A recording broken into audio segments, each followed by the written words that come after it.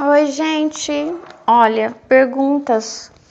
Vamos fazer perguntas a você. Tá preparado? Muitas perguntas. Sobre seus sentimentos, né? Aqui é o capítulo 7. Como estão seus sentimentos? Se inscreva no canal, curta o vídeo, vem comigo, vamos analisar os seus sentimentos. Aqui tem uma figura de uma mulher na janela e choveu. Já parou de chover, mas choveu e ela tá com o olhar assim distante, com a mão na janela. E ela parece bem triste. Ó. Qual das seguintes afirmações descreve você melhor? Vamos ver. Tenho dificuldade de controlar meu temperamento. Será que você é uma pessoa explosiva? Ó, sou um completo fracasso. Não consigo fazer nada certo. Estou sempre triste. Não sinto alegria na vida. Não consigo deixar de pensar no sexo oposto. Às vezes me sinto atraído por pessoas do mesmo sexo. Quais dessas afirmações acima dizem a seu respeito? Às vezes mais de uma. Aqui diz, ó, não se desespere, tá bom? Não deixe seus sentimentos controlarem você. Ó, aqui fala, que pergunta, né? O 26. Como posso controlar minhas emoções? Aí tem várias emoções aqui dele, parece com raiva, mas encarando alguém. Parece triste, pensativo, melancólico. Aqui o outro parece um olhar tipo, tô nem aí, mas encarando. E o outro, ele tá sorrindo. Não sei se tá sorrindo de nervoso, se tá feliz. Ó. Na sua opinião, o fogo é bom ou ruim? Você provavelmente diria que a resposta depende das circunstâncias. Numa noite fria de inverno, lenha queimando na lareira pode fornecer o calor tão necessário. Nesse caso, o fogo é bom. No entanto, chamas fora de controle podem se espalhar rapidamente e destruir a casa toda. Nessas circunstâncias, o fogo é ruim. Algo similar acontece com suas emoções. Quando estão sob controle, elas são benéficas, permitindo que você desenvolva fortes amizades. Fora de controle, suas emoções podem ter um efeito destrutivo não só em você, mas também naqueles à sua volta.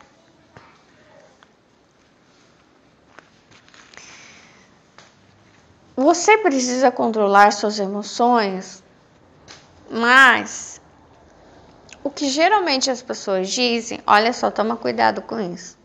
E eu já reparei. Todas as pessoas, todos os profissionais só falam sobre o controle das emoções. Quase nenhum fala sobre a análise das emoções. E sim, que você precisa extravasar as suas emoções em algum lugar. Senão, as emoções, elas são um apito. Elas estão indicando que alguma coisa está errada. Por exemplo, a dor de cabeça diz que é apenas um sinal do corpo de que alguma coisa não está bem. Você pode estar com fome, você pode estar ficando doente por alguma coisa, né? Você pode estar com uma pressão alta, falta de sono, então precisa dormir, entendeu? E as emoções são assim também, um alerta. Se você simplesmente controla aquilo, o que acontece? A emoção eu vejo como uma energia, uma bomba na mão. Para algum lugar ela vai, pode ter certeza.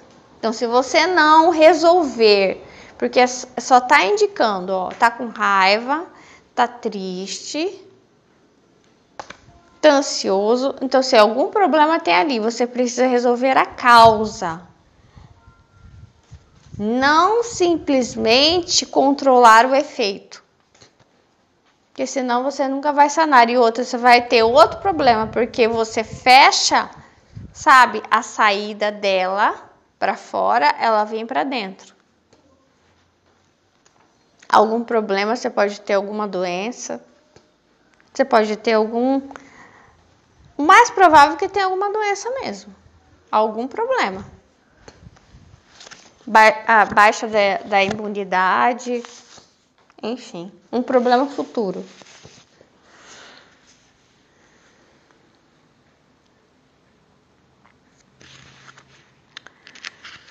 É claro que a gente não deve sair descontando nas pessoas, mas você precisa ter. Eu tenho sempre observado os animais, as outras espécies, né? Claro que nós somos animais também, então assim a gente nunca pode esquecer disso. As outras espécies, elas não sabem controlar as emoções como nós, então elas extravasam. E nós precisamos extravasar de alguma forma e escolher isso de forma racional, não prejudicar ninguém. Você pode, por exemplo, eu tô com raiva. Vai correr, vai pular, vai fazer alguma coisa, vai dançar, vai cantar. Sei lá, se enfia dentro de uma banheira quente, vai fazer...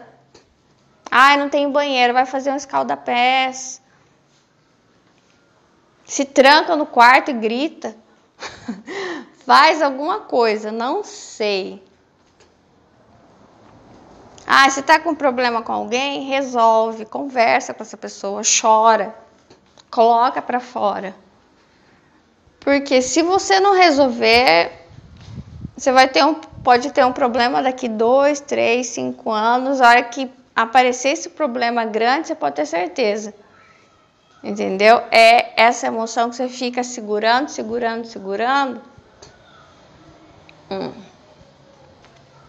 Ela foi para outro lugar, e aí, para você descobrir para onde ela foi, e quando você descobrir, e pode ser um problema físico, como eu disse, alguma doença. É assim que eu vejo. Então, as outras espécies, o que eu comecei a pensar? Comecei a observar desde o ano passado. O que o lobo faz? Ele uiva. O lobo uiva, o cachorro late.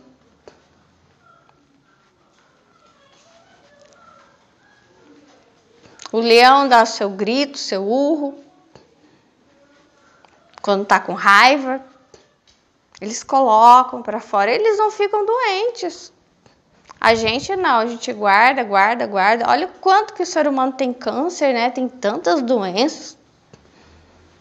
Meu Deus. Para mim é descontrole.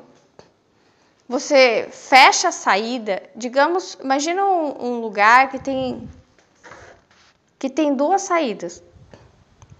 Então você fecha uma saída, a energia ela vai procurar outro lugar.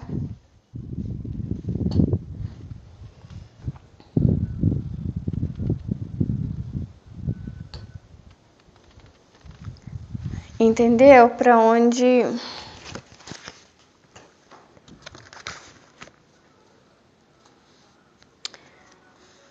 agora eu estava falando com vocês sobre desonra, deslealdade, né? E que eu acho que muitas vezes o acesso que a gente dá às pessoas, a abertura, a modernidade, a tecnologia, a rapidez, né, do acesso que as pessoas têm a nós, o celular, a internet, dá muita margem, sabe, para você se sentir inseguro, sabe? Os relacionamentos hoje dão muita insegurança. As pessoas não têm mais aquilo de palavra, ninguém tem palavra para nada. Os produtos hoje, tudo parece isso, mas é aquilo. A pessoa combinou algo com você, ela quer que você esteja a todo momento ali no celular. Mas eu liguei e avisa na última hora. E não cumpre palavras, as pessoas não cumprem palavras, as pessoas são completamente desleais. A gente não sabe mais o que está consumindo, o que está comendo. A gente tem que ficar observando o tempo inteiro.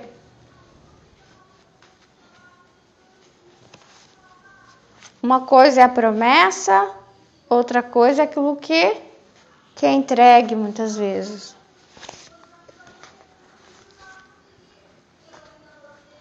E claro que quando essas coisas acontecem, a culpa é sempre de quem? De quem acreditou. Então, você que acreditou, você que é infantil, você que é ingênuo, o problema está em você, você que não é maduro o suficiente para receber ou não. Entendeu? O problema não é do mundo, não é da sociedade que descumpre, que é desleal. Não. O problema é daquele que recebe a deslealdade, que nem é deslealdade. Você tem que estar aberto a qualquer mudança, a qualquer momento. Então, enfim.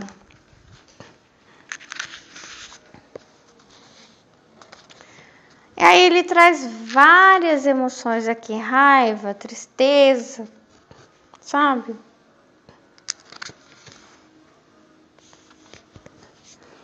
Vamos ver, ele traz aqui como exemplo Paulo. O apóstolo Paulo era realista quanto aos seus sentimentos. Ele admitiu honestamente: quando quero fazer o que é direito, está presente em mim aquilo que é mal. Paulo era uma pessoa que tinha um desejo sincero de fazer o que era certo. Eu realmente me deleito na lei de Deus segundo o homem que sou no íntimo, escreveu ele. Qual era o problema então? Paulo disse: observo reticências, outra lei guerreando contra a lei da minha mente e levando-me cativo à lei do pecado que está nos meus membros. Meu Deus, o que será? Os erros de Paulo não o deixavam feliz. Homem miserável que eu sou, exclamou ele, Romanos 7, 21 a 24.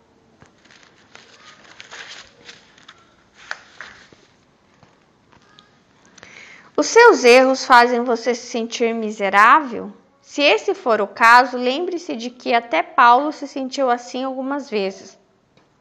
Mas Paulo também sabia que Cristo morreu por pessoas como ele, o que o levou a exclamar: graças a Deus por intermédio de Jesus Cristo, nosso Senhor.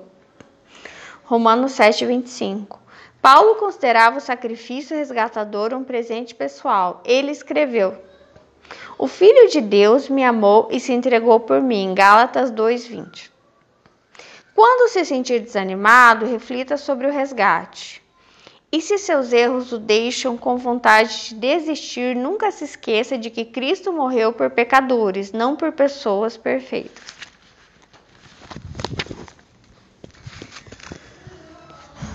Eu não sei, eu sempre penso, meu Deus, qual que era o problema de Paulo, né?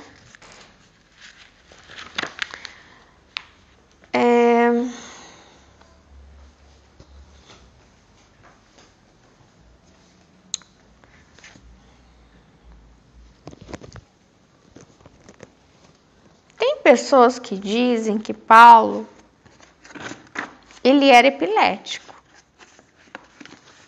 Ele tinha um espinho na carne, eu não sei se era esse.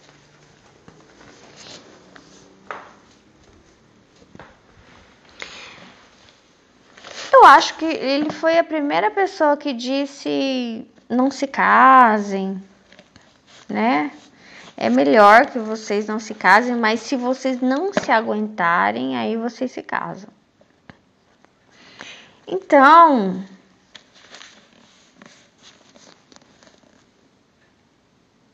pelo que eu sei, para o judeu, casar e ter filhos era essencial para ter a presença de Deus.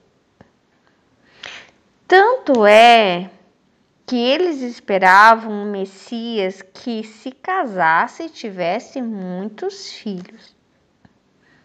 Porque para eles, a presença de Deus vinha através do casamento e da procriação dos filhos multiplicáveis.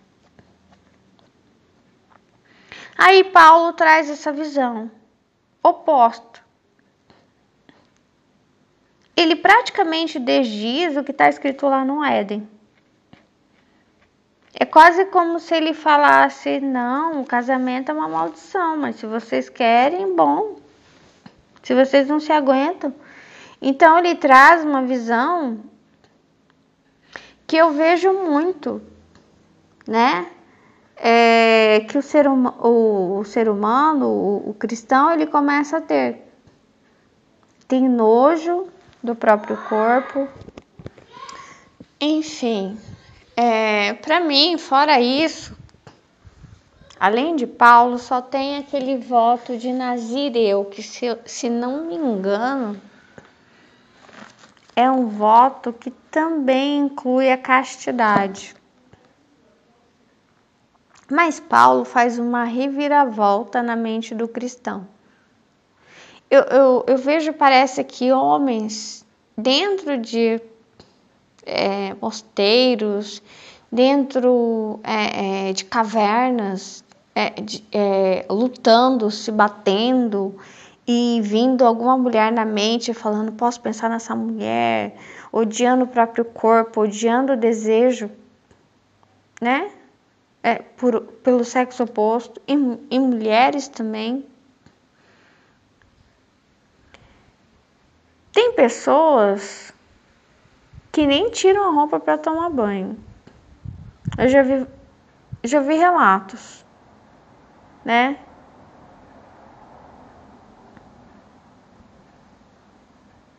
De tomarem banho, sabe? A mãe muitas vezes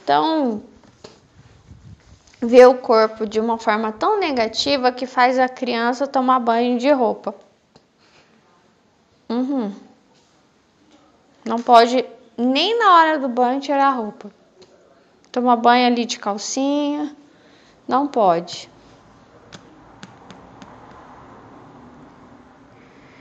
Então, eu acho assim, tanto a sexualidade, os instintos, quanto as emoções, que também são instintivas, são alerta, e o instinto, ele regula ali, ele mostra para você a emoção, aquilo que precisa ser feito.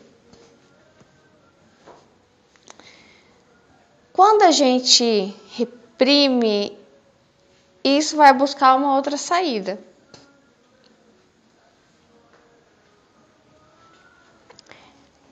É como se fosse uma bola, assim, por exemplo, ela, sei lá, um tipo squash, assim, ela achou uma porta fechada, ela bate, ela ricocheteia até achar outra saída.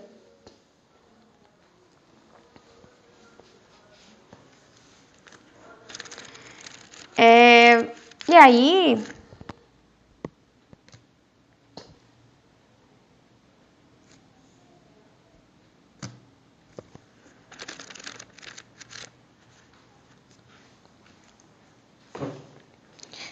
nossa, gente, isso está me irritando muito, eu vou dizer para vocês.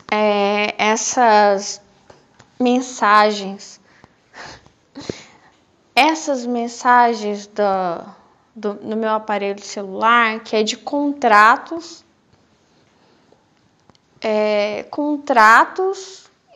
que Já me falaram até, ó, eu liguei para reclamar, né, que uma vez, não sei como que eu contratei alguma coisa sem contratar, sabe?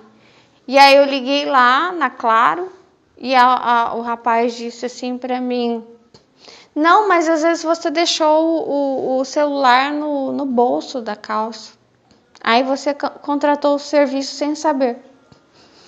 E aí, eu acabei de fazer, e depois eu vou ver se eu completo aquele áudio, sobre isso, como que a internet, ela proporciona uma falta de respeito, sabe, com a pessoa. Eu me sinto completamente desrespeitada, que eu não posso colocar o celular na calça, que eu estarei contratando o serviço no valor que eles quiserem, que seja R$1,99, entendeu? Os contratos, eles não podem ser feitos assim, sabe? De forma tão fácil e silenciosa. Então, muitas vezes, né, essa empresa, ela se utiliza da internet, como muitas pessoas com quem a gente convive, infelizmente, às vezes a gente nem tem como não conviver com essas pessoas, sabe? No qual você se sente completamente desrespeitada. Como é que você pode assinar um contrato com o celular na calça? Sem ninguém falar com você, sem pegar uma caneta e assinar um papel? Então, se a internet, ela é um completo desrespeito com o ser humano. É um absurdo isso.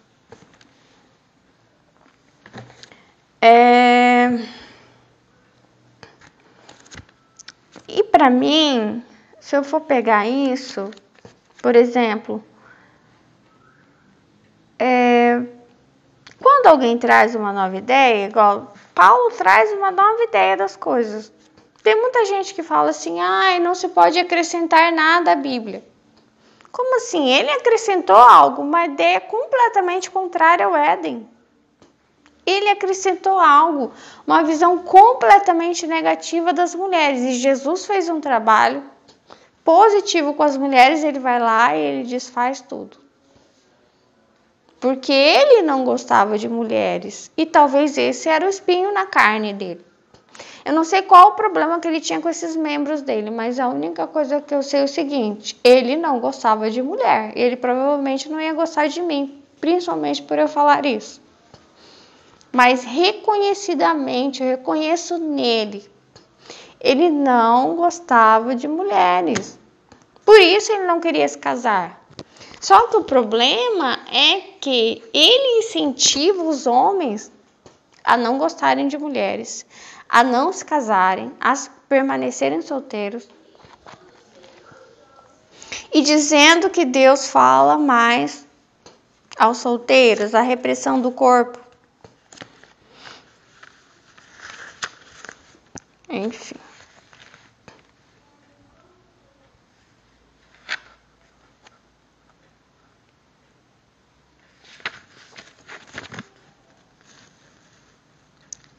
Aí depois vai falar sobre o homossexualismo.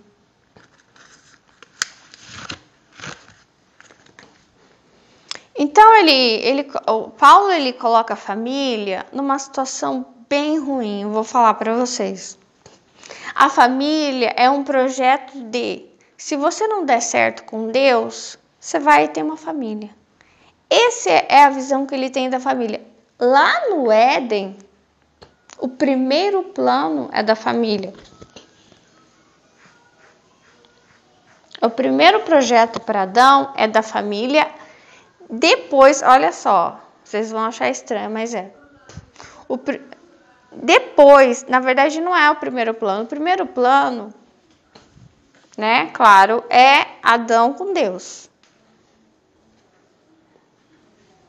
Depois, ele reconhecer aqueles que já estão antes dele. Quais são? As outras espécies. Então, ele é chamado, ele é o caçula, né, o último a ser criado, a dar nome para todos. E quando você dá nome para algo, já disse, você cria vínculo. E Deus disse, cuide deles. Eles são seus. Cuide deles, são seus irmãos. Vocês vão morar no mesmo planeta. Vocês vão morar nesse jardim. Cuide deles. Você é o caçula, mas você é o responsável. Então, o relacionamento dele com Deus e com as outras espécies é cuidado. Não é assim, ó, faça o que você quiser, destrua o planeta, acabe com todas as espécies, porque só você vai para o céu, então, os outros que se lasquem. Eles não vão para o céu mesmo. Vou acabar com tudo. Não é assim que as coisas funcionam. Arara azul. Eu vou acabar com toda a espécie da arara azul. Ela não vai para o céu mesmo.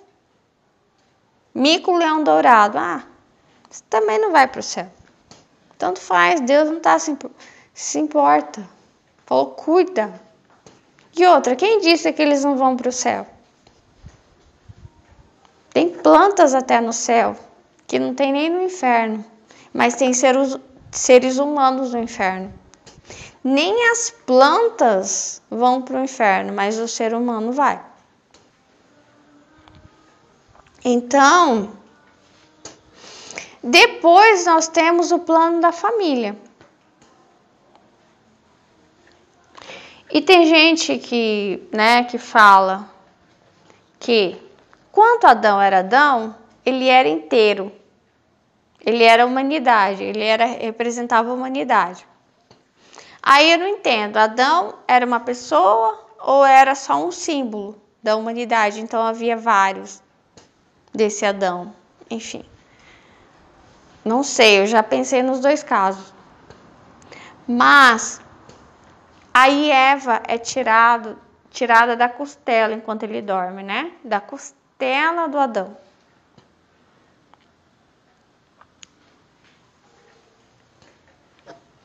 E para mim, quando se tira algo da costela desse Adão,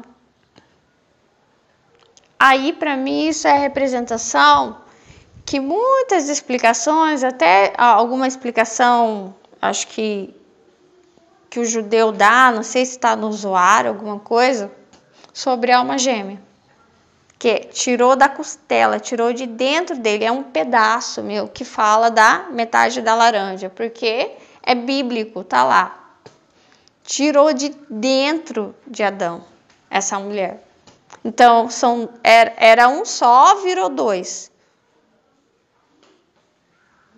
Entendeu? Sabe? Cortou no meio e tirou. Tirou um pedaço, tirou do lado, mas tirou de dentro. Ele não fez algo à parte, né? Então é um pedaço dele. A mulher é um pedaço desse homem. Então, quando eu vejo frases que falam, a gente não é metade, nós somos dois inteiros que vamos ficar juntos. Não é. Dois inteiros não se tornam. Não se tornam.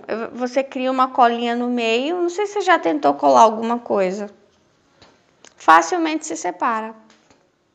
Agora, quando Deus mostra que ele faz Adão dormir e faz uma cirurgia ali, ele tira uma costela de Adão, ele tira algo de dentro dele, aí isso é algo muito mais profundo do que ele pegar um pedaço de barro à parte e depois colar os dois juntos. Ele não faz isso.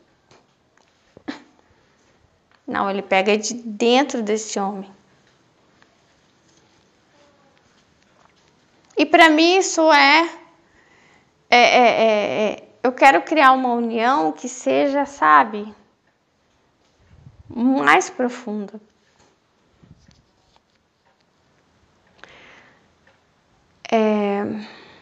Não superficial. E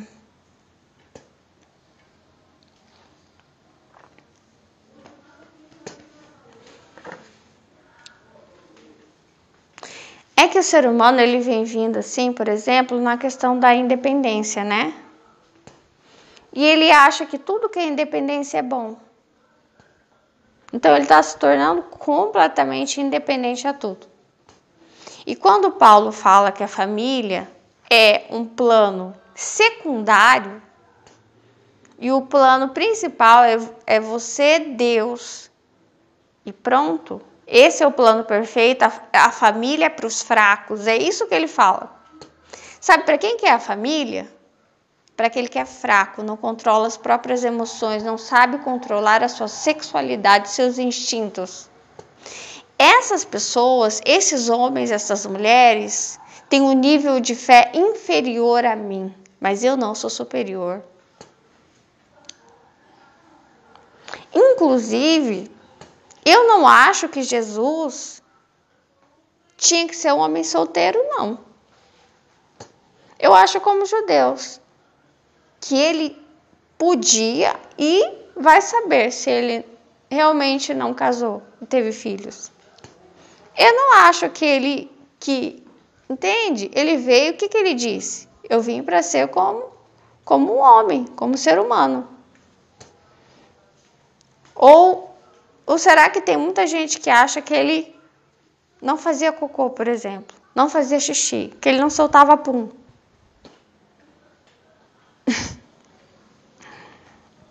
Que ele não arrotava? Será que ele nunca teve uma espinha na cara? Não teve dor? Ele se entregou porque ele quis. Ele tinha um plano ali, mas ele não queria não. Ele suou, né? Um suor de sangue. Claro que ele não queria, ele pediu para Deus para passar o cálice. A gente sabe o que é isso quando a gente tem que passar por coisas que Deus fez com que a gente passasse e a gente não quer, não. Mas a gente passa. Quantas vezes a gente passou? E coisas pode ser que a gente passe ainda. Então, da mesma maneira. Eu não vejo como a não sexualidade é honrar a Deus. Se Deus criou a sexualidade, eu não vejo como você não sentir raiva e não admitir que está com raiva, que está triste, seja honrar a Deus. Se Ele colocou esses alertas dentro de você, escute-se. A família não é um plano de aposentadoria ou um plano para os fracos. O homem que ama uma mulher, é isso que Paulo está dizendo. É um fraco. É um homem que não sabe controlar a sua sexualidade. Porque se ele soubesse, ele jamais desejaria uma mulher. Ele jamais desejaria ter um filho. Que só os fracos desejam isso. Só os fracos na fé. Ele desdiz toda a criação. Só os fracos amam os animais? Tem gente que pensa assim também.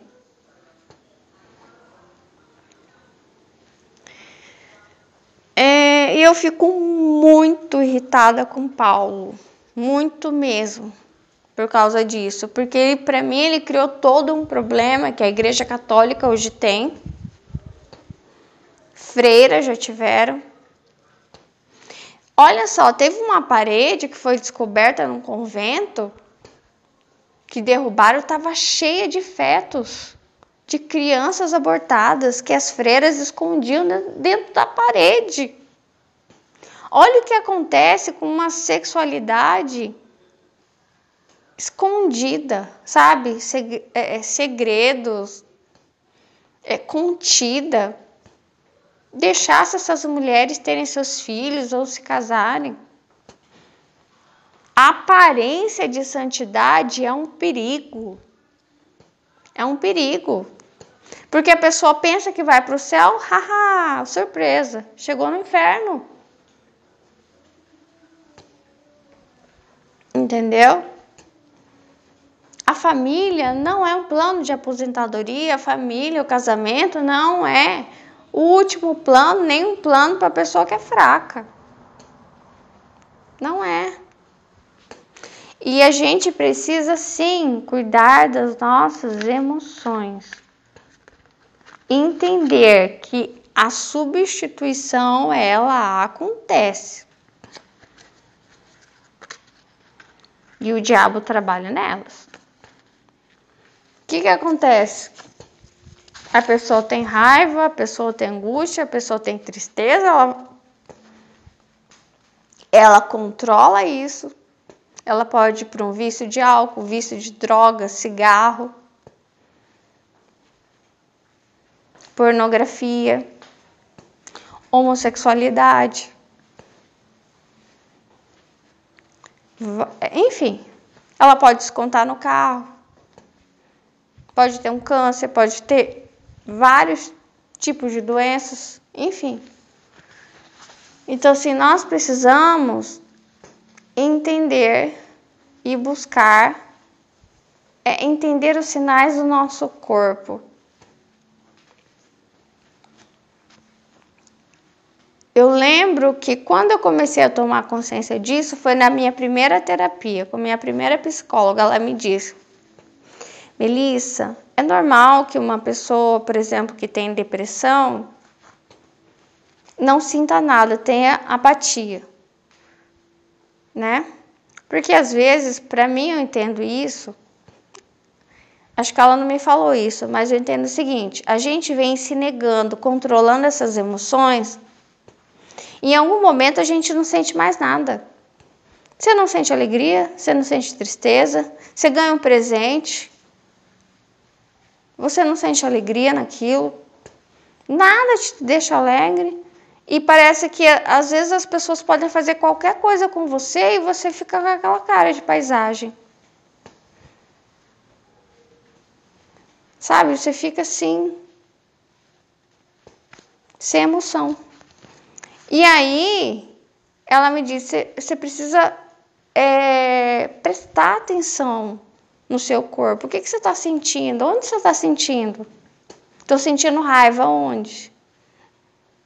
Em qual parte do corpo? Na boca? É no estômago?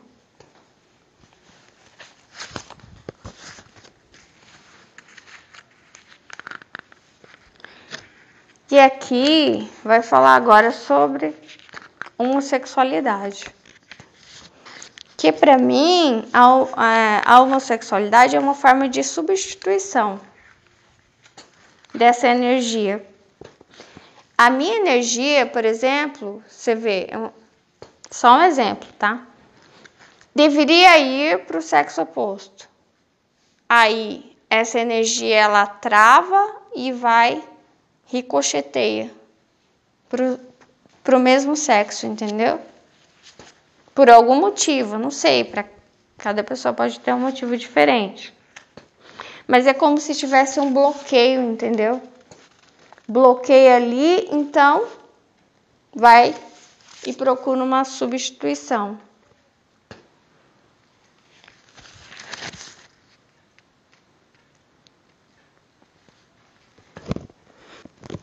Olha, dá alguns conselhos. Encha a mente com pensamentos edificantes. Afaste-se da pornografia e da propaganda homossexual. Colossenses 3:5.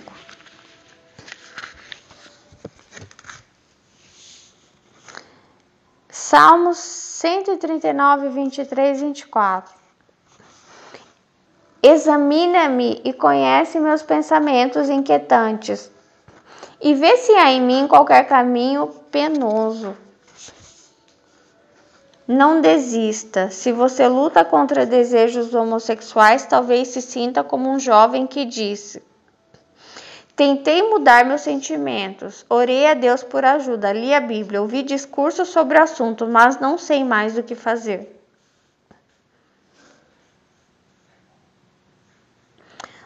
Nunca se esqueça de que Deus compreende a luta que você trava em seu coração e que Ele tem compaixão dos que o servem.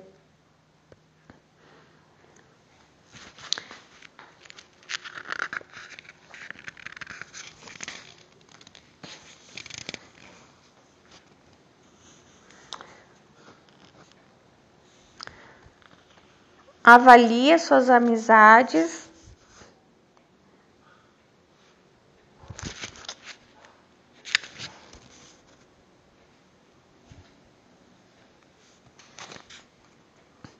Controle seus pensamentos.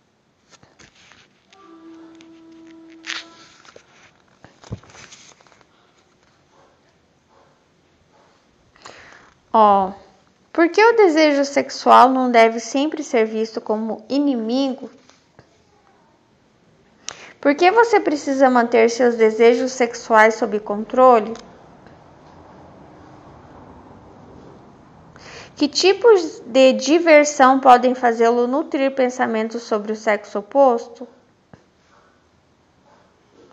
Por que é importante se afastar de uma conversa que se tornou imoral ou que começou a insinuar coisas indecentes?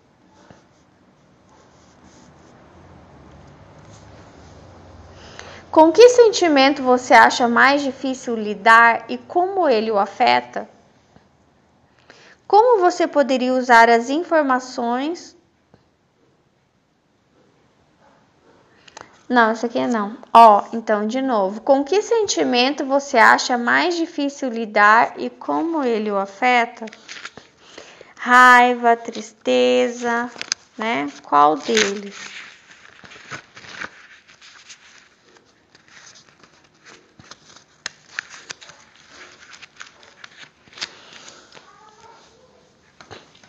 Enfim, eu não sei. Eu penso o seguinte, como que essa substituição aconteceu? Em que momento? Mas eu acho que a substituição acontece na fragilidade dessa pessoa. Entendeu? Eu não tenho essa segurança, então outra pessoa me traz essa segurança. Então eu entendo assim, uma mulher que às vezes começou, geralmente começa na infância, né? Começa bem cedo. Então, de alguma forma, aí não sei explicar o porquê, mas talvez a pessoa do mesmo sexo, né, dá mais segurança para ela do que o sexo oposto. Isso pode acontecer na infância, na adolescência, nos 25 anos, depois de uma separação, divorciou e aí substituiu, começou a perceber em outras mulheres essa segurança que os homens não davam para ela. Pronto, substituiu no coração.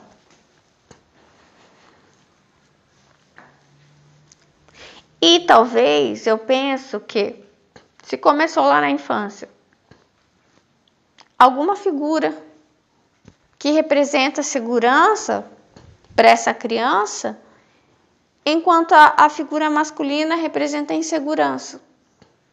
Então ela vem, a figura do igual traz segurança. Traz a sensação do quê? De que eu tô segura, quentinha, segura, um chão, sabe, que não racha, que não cria um buraco, que não... E às vezes para o menino também, para o homem, vê nesse que é igual a sensação ou busca isso, né? Essa segurança. Enfim. Mas tem outros tipos de substituições. Às vezes a pessoa tem uma necessidade, né? Como é normal que o homem tenha necessidade pela mulher, a mulher pelo homem, então eles querem se casar e ter uma família, ter os filhos. E aí, para que barre essa necessidade não seja atendida, porque talvez a pessoa se bloqueia, porque vê isso como algo, uma fraqueza, algo negativo. Então a pessoa substitui isso por outra coisa. Pode substituir por pornografia, prostituição, álcool, cigarro. trabalho, dinheiro, poder, promiscuidade, N coisas. Mas é certo que a energia do casamento e dos filhos vai ser substituída por outra coisa, por uma idolatria. E um dos problemas é que o dinheiro e o trabalho nunca são vistos como idolatria, porque as pessoas estão sempre nos parabenizando. Então, dinheiro e trabalho e falta de tempo nunca vão aparentar ser uma idolatria, algo negativo. Então, sempre parece, olha, Deus está honrando essa pessoa, Deus está honrando essa pessoa, Deus está... Mas, por trás de tudo isso está uma grande insegurança. Uma visão negativa sobre o casamento, sobre a família, sobre filhos. E às vezes casais que se casaram e não têm filhos. E aí guiam, bloqueiam os filhos e substitui os filhos, por exemplo, por viagens, por dinheiro, por aquisições. Enfim, então a substituição, para mim, ela sempre acontece. Eu sempre vejo que, sabe?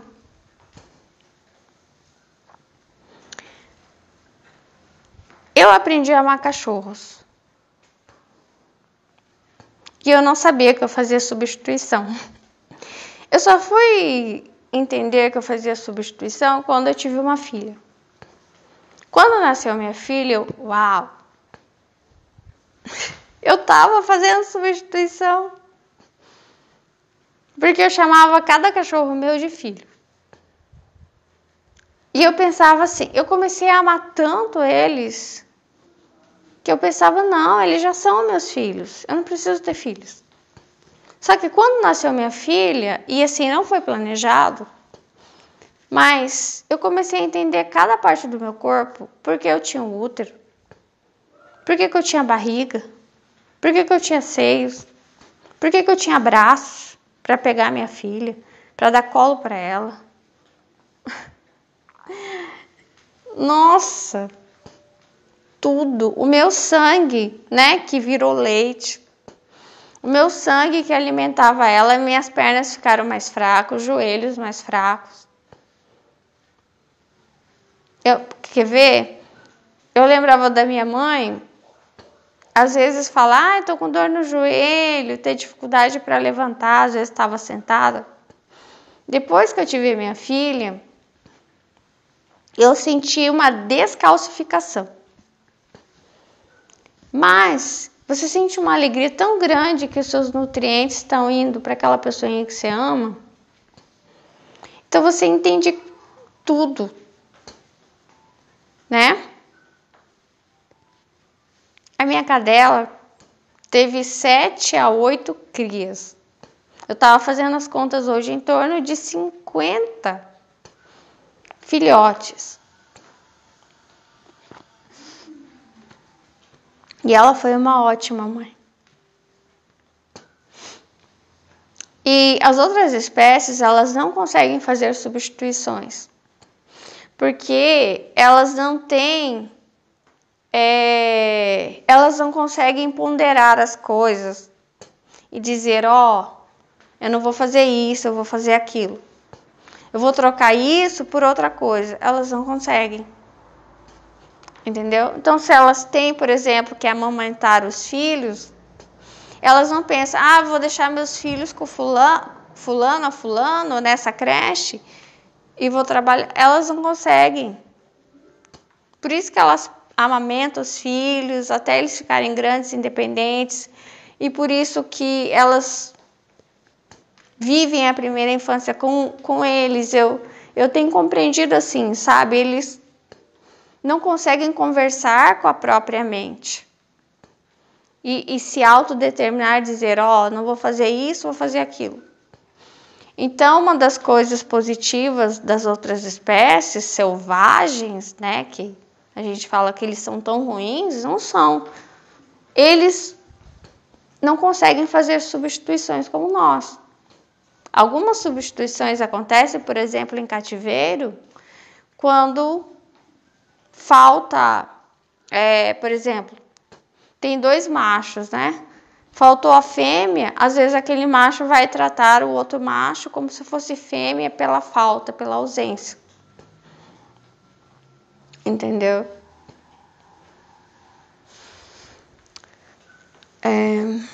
Eu quero encerrar já.